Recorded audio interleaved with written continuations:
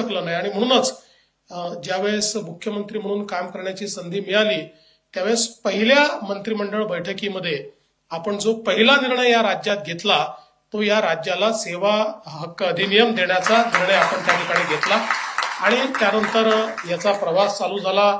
क्षेत्रीय साहेबांनी फार महत्वाची भूमिका त्याच्यामध्ये निभावली आणि पहिले आयुक्त म्हणून त्यांनी तसं अतिशय चांगल्या प्रकारे म्हणजे ड्राफ्टिंग पासनं तर आयुक्त म्हणून त्याचं जे काही वेगवेगळ्या इन्स्टिट्यूशन जी बिल्डअप करायची होती ते काम त्यांनी केलं. त्यानंतर अनेक लोकांनी याच्यामध्ये अतिशय चांगल्या प्रकारे आपलं कॉन्ट्रीब्युशन दिलं आणि आता मनुकुमार श्रीवास्तवजी जे आहेत हे देखील अतिशय चांगल्या प्रकारे या कायद्याला कुठेतरी मला असं वाटतं की एन्फोर्सिएबल करताना तो अधिक लोकाभिमुख झाला पाहिजे, तो अधिक सुलभ झाला पाहिजे याकरता हे सगळे प्रयत्न या ठिकाणी चाललेले आहेत.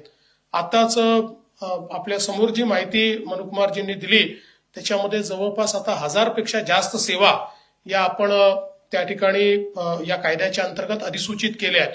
पण त्याचवेळी ऑनलाईन असलेल्या सेवांची संख्या अजूनही कमी आहे. त्या जवळपास 550-600 सेवा आपण ऑनलाईन दिलेल्या आहेत. त्यामुळे जवळजवळ 300 सेवा या ऑनलाईन आणायच्या आहेत आणि जवळपास 125 सेवा या ऑनलाईन आहेत पण त्या कॉमन पोर्टलवर आपल्याला उपलब्ध नाही आहेत आणि म्हणून त्या संदर्भात आपण 15 ऑगस्टची एक सगळ्यांना डेडलाईन दिलेली आहे. आता मनुकुमारजींनी या ठिकाणी जरी ते आरटीएस आयुक्त असले तरी आपली जुनी फ्रॅटर्निटी लक्षात ठेवून मी दिलेल्या आदेशांचा पूर्णपणे उल्लेख त्यांच्या स्लाइडमध्ये झाला नाही. मी असं सांगितलेलं आहे की 15 ऑगस्ट पर्यंत ऑनलाईन झाले नाही तर त्याच्यानंतर दर दिवशी प्रत्येक सेवेकरता 1000 रुपयाचा दंड हा जो ऑनलाईन करणार नाही त्याच्यावर या ठिकाणी लागू असणार आहे.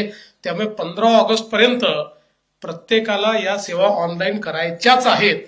त्या दृष्टीने आता सगळ्यांनी कारवाई देखील चालू केलेली आहे आणि हे खरं आहे की आता आपले सरकारचं जे व्हर्जन आहे ते देखील आपण चेंज करतो आहोत, एक अपग्रेडेड व्हर्जन. कारण 10 वर्षातल्या टेक्नॉलॉजीत आणि आताच्या टेक्नॉलॉजी तेव्हाच्या स्पीडमध्ये आताच्या स्पीडमध्ये तेव्हाच्या गेटवेजमध्ये आताच्या गेटवेजमध्ये खूप मोठ्या प्रमाणात फरक पडलेला आहे आणि म्हणून आता it is a right time to upgrade आणि म्हणून आता हे अपग्रेडेशन देखील आपण करतोय ज्यांनी सेवा मिळणं अधिक सोपं होईल.